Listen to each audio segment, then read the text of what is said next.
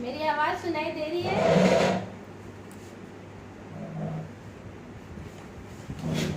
मेरी आवाज सुनाई दे रही?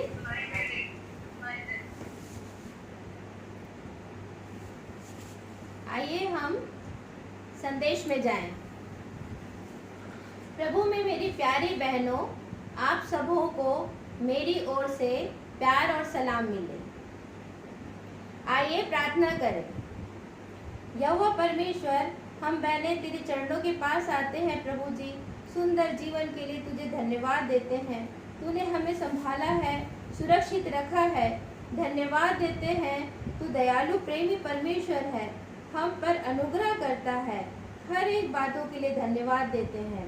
यहोवा परमेश्वर, तूने हमें सुंदर वचन दिया है कि हम इसे पढ़ें, समझें और तेरे विश्वास में बने रहें और तेरी आज्ञाओं का पालन कर सके।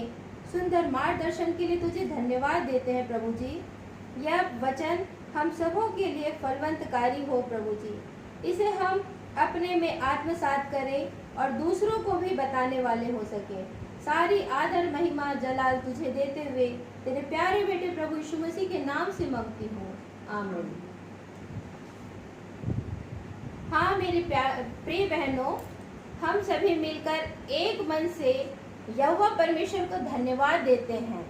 हर एक परिस्थिति में उसने हमें और हमारे घराने को सुरक्षित रखा, संभाला है, अपने छत्र छाया में बनाए रखा है और हम सबों पर अपरंपार दया, अनुग्रह और आशीषों की वर्षा की है। हमें आज की परिस्थिति जो बहुत विकट जान पड़ती है, चारों ओर डर, भय, संशय का वातावरण है। विश्व में हाहाकार मचा हुआ है। हर एक जन चिंतित है, परेशान है। शैतान यहाँ तक प्रबल है प्रियो कि वह हमें इन सभी वातावरण में भटकने का अवसर देता है और हमें परमेश्वर की विश्वास से दूर करने की कोशिश करता है। किंतु धन्य है वह हर एक जन जो यीशु पर विश्वास रखता है, उसके अनुसार अपने जीवन को चलाना चाहता है, उसमें बने रहना चाहता है और हर बातों में परमेश्वर हमें संभालता भी है। सचमुच यह बहुत मनोहर और भली बात है। उसने हमें धन्य बताया है। किंतु बहनों, यहोवा परमेश्वर के लिए हमारी धन्यता तब मायने रखती है जब हम उसके विश्वास में बने रहते हैं, अडिग रहते हैं और हर एक परिस्थिति में हम स्थिर रहते हैं।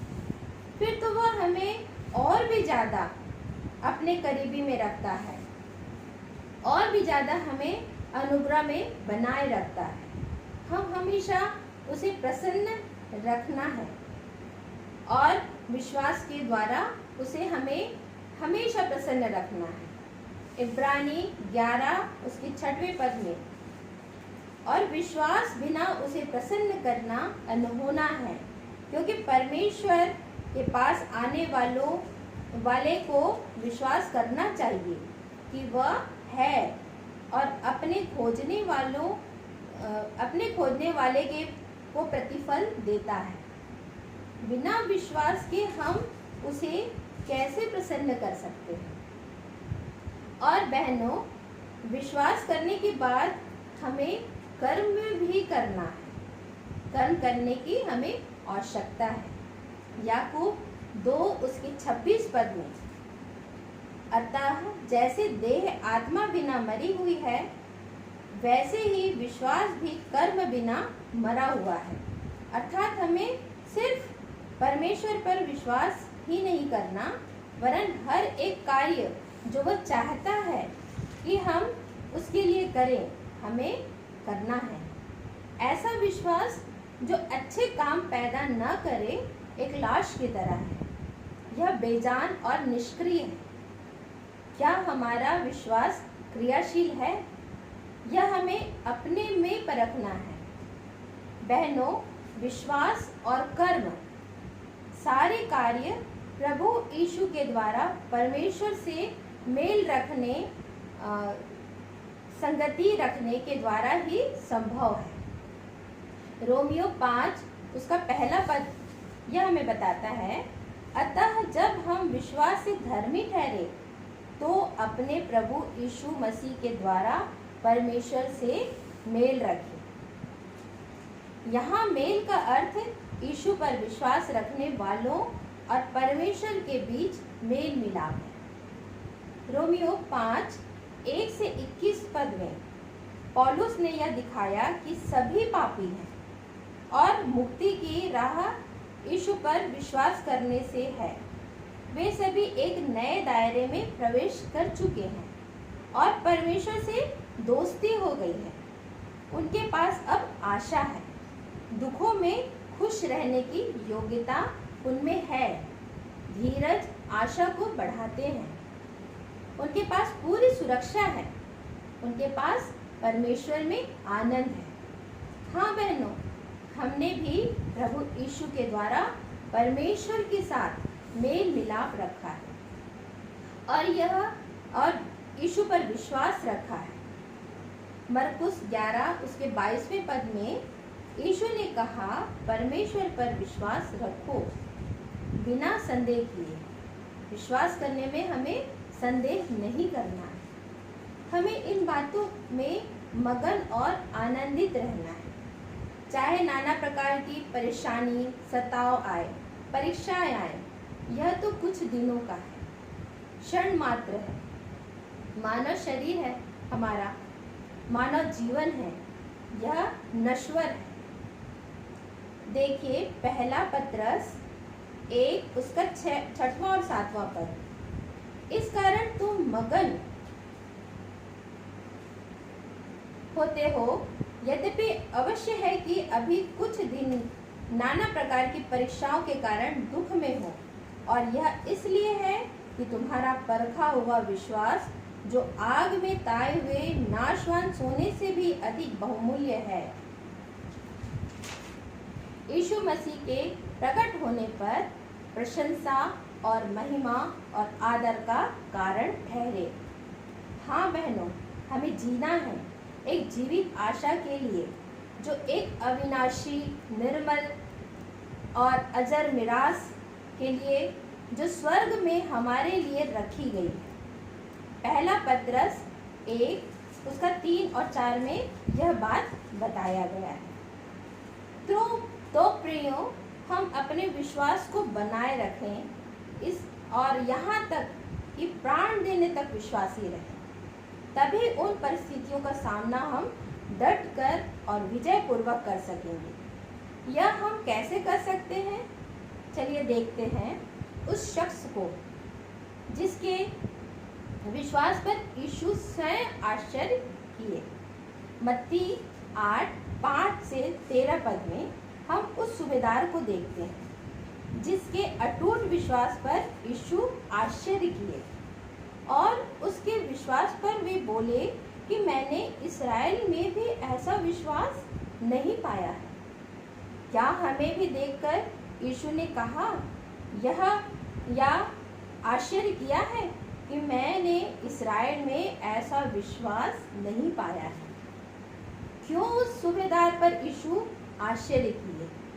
क्यों उसके विश्वास की महानता को यीशु अपने मुख से बयां किए?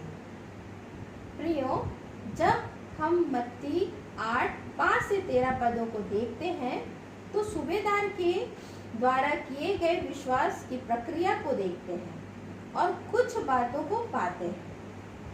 और हम भी यदि अपने जीवन में उन बातों को अपनाएं तो निश्चय परमेश्वर के प्रति हमारे विश्वास में कमी नहीं आने पाएगी। देखिए मत्ती 8 के 5वें पद में जब यीशु कफरनहूम में आए तो एक सूबेदार ने उनके पास आकर विनती की। सूबेदार जो था वह रोमी सेना के 100 सैनिकों से ऊपर था। वह एक ओहदेदार व्यक्ति था। उसके अंडर में कई लोग रहते थे, कई सेवक थे और अपने एरिया में पूरे रौब से रहता था। लिखा है उसने आकर उससे विनती की। देखिए प्रियो, सूबेदार ने विनती तो की, लेकिन किसके लिए? 6वें पद में यह बताया गया, मेरा सेवक घर में लकवा रोग से बहुत दुखी पड़ा है। बहनों, उस सूबेदार का विश्वास देखिए। वह यीशु के पास आता है और अपने लिए नहीं वरन अपने सेवक के लिए विनती करता है। उसने यीशु पर पूर्ण विश्वास रखा था, इसलिए जाकर सीधे विनती करता है। 8वें पद में उसके पूर्ण विश्वास की बात हमें देखने मिलती है। पर पहले हम 7वें पद को देखते हैं। यीशु सूबेदार से कहते हैं, मैं आकर उसे चंगा करूँगा। मतलब उसके पास जाकर उसे चंगा करूँगा। यीशु हर समय अपने लोगों की मदद के लिए तैयार रहते थे। बहनों, हम चाहे जिस क्षेत्र में जो भी ओहदे में रहें, जो भी कार्य करें, अपने आप को यीशु के समीपी में लाकर विनती करना है, और वे भी पूरे विश्वास के साथ। देखिए, जब यीशु ने उससे कहा कि वहां जाकर चंगा कर देंगे, सूबेदार ने क्या जवाब दिया? 8वें पद को देखें। हे प्रभु, मैं इस योग्य नहीं कि तू मेरी छत तले आए, परंतु केवल मुख से कह दे तो मेरा सेवक चंगा हो जाएगा। वह अपनी परिस्थिति को जानता था, अपनी अशुद्धता का एहसास था उसे, अपने अपवित्रता की समझ थी उसे। इसलिए उसने कहा कि वह इसके लायक नहीं है। जो लोग सोचते हैं कि प्रभु को हासिल करने के लिए वे योग्य हैं, वे ही अयोग्य होते हैं, और जो सोचते हैं कि बिल्कुल योग्य नहीं, वे असल में योग्य होते हैं। परमेश्वर की निगाह में दीनता और योग्य होना दोनों साथ साथ हैं, और वे ही स्वर्ग के अधिकारी होंगे। मत्ती 5 उसके 3 पद में हम देखते हैं, धन्य है वे जो मन के दीन हैं, क्योंकि स्वर्ग का राज्य उन्हीं का है। प्रियो, हमें अपने को परमेश्वर के सामने दीन और नम्र बनाना है। पहले तो सूबेदार ने अपनी अयोग्यता को दिखाया, फिर उसने अटूट विश्वास को बताया कि सिर्फ तू अपने मुख से बोल दे तो मेरा दास चंगा हो जाएगा। क्या यह धन्यता हम में भी है कि हम यीशु पर पूर्ण विश्वास करके बोल भर दे, केवल तू हमसे बोल दे। इस बात को वह भी जानता था कि जब वह अधिकारी है तो जो वह कहता है अधीनस्थ उसकी बातों को सुनते हैं, क्योंकि उसकी बातों पर उसके सेवकों को भरोसा होता था। सब उसकी बातों को मानते थे। यीशु जी की शक्ति पर सूबेदार को पूरा भरोसा था, क्योंकि वह अधिकार के स्वभाव को समझता था और निश्चित था कि बीमारों को ठीक करने की योग्यता यीशु के पास थी। उसे यीशु पर पूरा भरोसा था। उसके इस भरोसे को देखकर यीशु ने उस पर भरोसा किया कि यह मेरा सच्चा दास है। इस व्यक्ति के विश्वास और भरोसे को देखकर यीशु अचंभा किए। इस व्यक्ति के विश्वास पर यीशु आश्चर्यचकित नहीं थे प्रियो, लेकिन यीशु ने ऐसे विश्वास की प्रशंसा की। इस पृथ्वी के जीवन काल में 2 बातें यीशु को आश्चर्यचकित करती थी। जहां विश्वास की संभावना नहीं थी, वहां मजबूत विश्वास, और जहां विश्वास होना था, वहां पर अविश्वास की बात। मरकुस 6 उसके 6वें पद में, और उसे उनके अविश्वास पर आश्चर्य हुआ। अपने देश में अपनी जगह पर लोगों ने संशय दिखाई। यह विश्वास तो इस्राएल के लोगों में होना था, न कि परदेशियों में। परमेश्वर के प्रेम और सामर्थ्य के तमाम उदाहरणों के साथ मसीह की प्रतिज्ञा इस्राएलियों को दी गई थी। पुराने नियम में देखेंगे तो ये सारी बातें हमें दिखाई देती हैं। रोमियो 9 उसका 4 और 5वें पद में भी हम पढ़ सकते हैं, ले पालकपन का हक, महिमा, वाचा, नियमों की आज्ञाओं को का दिया जाना, परमेश्वर की सेवा और वायदे सब उन्हीं के थे, पुरखे भी उन्हीं के थे और मसीह भी शरीर के भाव से उन्हीं में से हुआ। सब कुछ उन्हें दे देने के बावजूद भी यीशु ने कहा कि ऐसा विश्वास इस्राएल में भी नहीं पाया। हम अपनी जांच इससे भी कर सकते हैं कि सूबेदार जैसे अटूट विश्वास करें या इस्राएलियों जैसे हठीले रहें। मत्ती 8:5-13 पद में विश्वास का एक बहुत ही सुंदर उदाहरण दिया गया है। हमने यीशु पर सिर्फ विश्वास किया है या फिर अटूट विश्वास किया है, इसका आकलन हम स्वयं कर सकते हैं। पहली बात, हमें उसके समीपी में जाकर उससे विनती करनी है। दूसरी बात, यीशु पर पूर्ण भरोसा करना है बिना किसी कंडीशन के। बस उसके पास जाकर पूर्ण सरेंडर करना है, अपने आप को खाली करना है, अपने आपे से बाहर आना है। बहनों, यह तो निश्चय है कि पूरे बाइबल में किसी भी कार्य को करने या उसे बताने में हमें उसके साथ एक कंडीशन भी दिया गया है। यीशु सूबेदार के विश्वास को देखकर आश्चर्य तो करते हैं, पर मत्ती 8 उसके 13वें पद में हम देखते हैं यीशु सूबेदार से कहते हैं कि जा, जैसा तेरा विश्वास है वैसा ही तेरे लिए हो।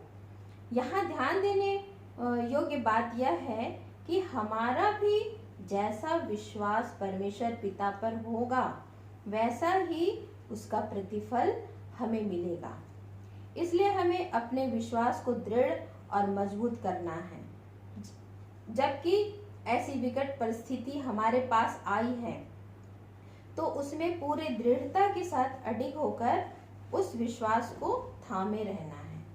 और देखिए बहनों, वचन में लिखा है उसका सेवक उसी घड़ी चंगा हो गया। यह तो निश्चय है कि जब हम पूरे विश्वास के साथ किसी भी बात को उसके सामने रखते हैं तो वह हमें चंगाई अवश्य देता है। और यह चंगाई शारीरिक, मानसिक और आत्मिक हर प्रकार की होती है। परमेश्वर पिता हमें इन सारे वचनों के द्वारा समझ प्रदान करे और हम सब आशीषित हों।